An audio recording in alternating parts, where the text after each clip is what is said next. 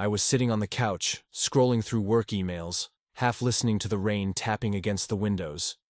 It had been a long week, longer than usual. My job had become a parade of deadlines and anxiety, and home. Home didn't feel like home anymore. Then I heard her heels click across the hardwood floor, slow, deliberate, like she wanted me to look up, and so I did. My breath paused. She stood there in the doorway wearing a sheer see-through dress, the kind of garment that wasn't meant for public streets or restaurants or, well, anywhere except a very specific kind of night. She wasn't wearing anything underneath, not even the intention to hide it.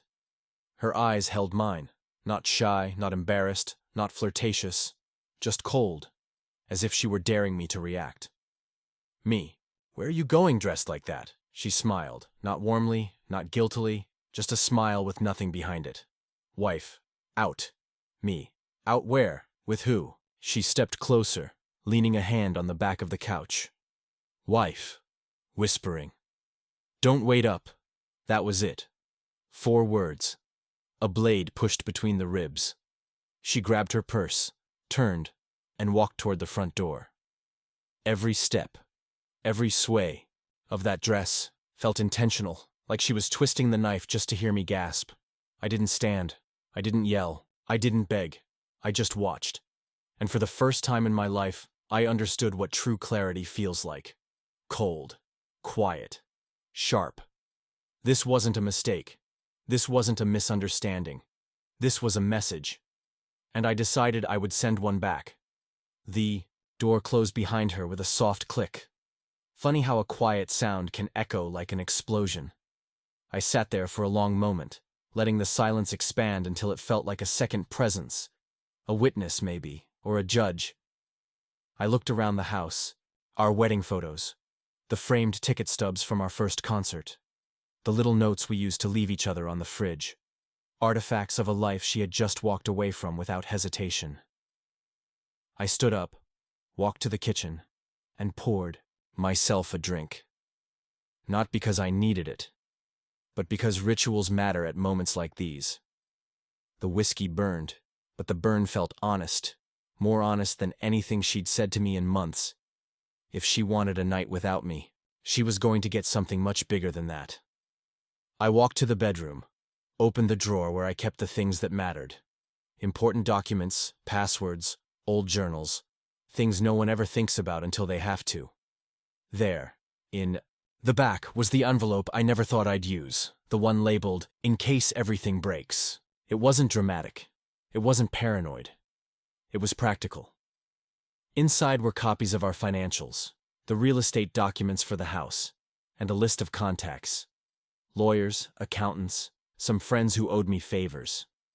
My wife had always thought I was a sentimental fool. She forgot that fools can plan too. Narrator. You might think this was sudden, that a loving wife doesn't simply walk out the door dressed like a siren without a care in the world. But the truth is, the cracks had been there. Small at first. Late nights at work. Texts she'd angle away from me. A phone she guarded like a military secret. Laughter I heard through the walls that didn't sound like it belonged to the woman I married. Trust erodes quietly long before betrayal becomes loud. And tonight, it became deafening. I picked up my phone and dialed a number I hadn't used. In years, it rang once, twice. Then a familiar voice answered. Voice. You all right? Me. I need you. A long pause. Voice. Tell me where to meet. Revenge isn't an impulse, it's a decision. And I had just made mine. I grabbed my jacket, locked the house behind me, and got into my car. The rain had stopped, but the streets still glistened, reflecting the streetlights like molten metal. I wasn't rushing. Revenge done in anger is sloppy. Revenge done in focus is art. I drove to the meeting spot, a quiet parking lot behind an old diner, and waited. After a few minutes, a car pulled up beside mine. He stepped out, my oldest friend, the one person who'd seen me through everything, the one person who warned me about her long before tonight. Friend, you ready for this? Me. I wasn't, but I am now. We shook hands, and that was the moment. The exact second when my marriage officially ended. Not when she walked out the door, not when she put on that dress, but right there, in a dark parking lot, with rainwater drying on the pavement. Me. I want to know where she went. Friend, I can find out, tonight. I handed him a small flash drive. Me. You'll need this. Friend, smirking. You kept all of that, even after everything? Me. Especially after everything. On the drive were months of quiet observations, locations, inconsistencies, unexplained absences, not accusations, not assumptions, just data. Data that would paint a picture she never wanted anyone to see. Friend. She doesn't know you planned this far ahead, does she? Me. No. She thought I stopped noticing. He nodded, got into his car, and drove off. And I sat there, letting the engine idle, beginning to understand just how calm a man can be when the worst has already happened. It was midnight when my phone buzzed. A message from him. 3 words. Found her, hotel. I didn't respond, not because I was upset, but because the next step wasn't mine to take yet. I leaned back in the car seat, closed my eyes, and exhaled slowly. A hotel. Of course it was. Predictable. Unoriginal. Almost disappointingly cliché. But it made things easier. Because now, it wasn't suspicion, it was fact. You'd think I'd be furious, that I'd slam my fists on the dashboard, scream, cry, something. But peace can be a frightening thing when it comes. The kind of peace that happens after a storm breaks everything in its path. I didn't want to confront her. Why give her the satisfaction of seeing me shattered? Revenge isn't about noise. It's about precision. She wanted a life without consequences. Tonight, I'd make sure she got one. Just not the way she imagined. The hotel wasn't fancy. Not the kind you book for a romantic getaway. Not the kind where anyone cares about discretion. It was the kind of place where secrets go to die. I parked across the street, engine off, headlights dimmed. I wasn't here to storm inside. I wasn't here to catch her in the act or take pictures or confront anyone. No, this wasn't about exposure. This was about closure. I sat in the dark, watching the entrance, every second sharpening my resolve until it felt like steel running through my spine. A group of people stumbled out of the lobby laughing, college kids maybe. A business traveler dragged a suitcase. A couple argued about directions. Normal life, and then, at 1:41 a.m., my wife walked out. Still in that dress. Still nothing underneath. Still wearing someone else's smile. She wasn't even trying to hide it. She wasn't ashamed. Not even cautious. Just done with me. And that was the moment I realized something. Wasn't losing her tonight. I had lost her a long time ago. Tonight, I was simply witnessing the truth catching up. She didn't see me. Didn't even look around. She checked her phone, smirked at whatever message she saw, and got into a car that wasn't hers, not a rideshare, not a taxi. A man was driving. I couldn't see his face clearly, but I didn't need to. He existed. That was enough. They drove off, leaving me with a quiet that didn't hurt anymore. I didn't follow. Why would I? A man doesn't chase what's already gone. I started my car, turned the key slowly, and drove home, calm, steady, deliberate. Tonight had given me everything I needed. It was time to change the rest of my life. I walked into a home that felt like an abandoned museum. Everything was familiar. Everything was lifeless. Her shoes near the door, her jacket on the hook, her half-read book on the kitchen counter. It all felt like props.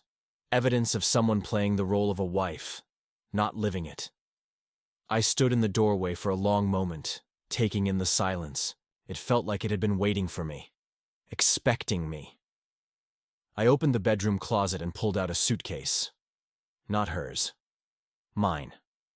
Slowly, I started packing essentials. Clothes, documents, my laptop. The things I'd need for a few days. Not because I was leaving her. but because I was leaving the man who tolerated this. By 3:10 a.m., the suitcase was by the front door. Not hidden, not subtle, placed in plain sight. A message waiting for her when she finally stumbled home. I sat on the couch, hands folded, staring at the wall, no anger, no panic, just clarity. The kind of clarity you feel when a burden you didn't know you were carrying suddenly drops off your shoulders. I checked the time. She wouldn't be home soon. She said not to wait up after all. I grabbed a notebook from the coffee table and began writing. Not a letter, not an apology, not an accusation, a plan, step by step, move by move. Not revenge in the dramatic sense. Revenge in the logical sense, measured, strategic, decisive. The kind of revenge that doesn't burn the world down. It simply removes you from someone's world and lets the consequences fall where they may. The doorknob turned, and for the first time in years, I didn't feel relief when she came home. She walked in quietly, heels in her hand, makeup smudged, hair messy, dress clinging to her like regret. She froze when she saw me sitting there. Wife. You're awake. Me. You told me not to wait up, she swallowed, eyes darting nervously, almost calculating. Wife. I didn't think you'd still be here. Her voice had changed. Not confident anymore. Not cold, just exposed, like the dress she'd chosen for her night out. She saw the suitcase by the door. Her face fell. Wife. Where are you going? Me, calmly. Somewhere I'm respected. Her eyes widened. Wife. You're being dramatic. Me. No, I'm being done. She stepped closer, but I stood up before she could touch me. For the first time in years, she looked small. Wife. You can't just leave. We need to talk. Me. You fired me from this marriage hours ago. She froze, because she knew that was the truth. Her voice cracked as she tried again. Wife. It didn't mean anything. Me. Then why didn't you come home? She had no answer. Wife. I was confused.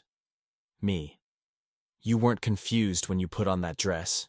You weren't confused when you walked out the door. You weren't confused when you texted him tonight. Her lip quivered. Anger, fear, guilt, all fighting for space. Wife. Did you follow me? Me. No. I didn't need to. That terrified her more than anything, because it meant I wasn't acting out of jealousy. I was acting out of certainty. Wife. We can fix this. Me. No. You broke this. I'm just stepping out of the rubble. She straightened up, wiping, her eyes angrily. Wife. So you're just leaving? That's your revenge? Me, quietly. No. Leaving is the beginning. The confusion in her eyes shifted into something else. Realization. Because revenge isn't loud. It isn't violent. Revenge is walking away with your dignity intact and letting the other person explain a life they never expected to face alone. Wife. You're not serious. Me. Watch me. I grabbed the suitcase and walked past her. She reached out, grabbing my arm. Wife, voice trembling. Please, don't go. I looked at her hand, the same hand that hours ago had touched someone else. I gently moved it off me. Me. You told me not to wait up. I'm just finally listening. Her eyes filled with panic as I opened the door. She whispered, so soft I barely heard it. Wife, I didn't think you'd ever leave. Me. That was the problem. And I stepped out, leaving nothing behind. Not anger, not hope, not love. Just silence. The same silence she left me with when she walked out earlier that night. Except mine would last longer.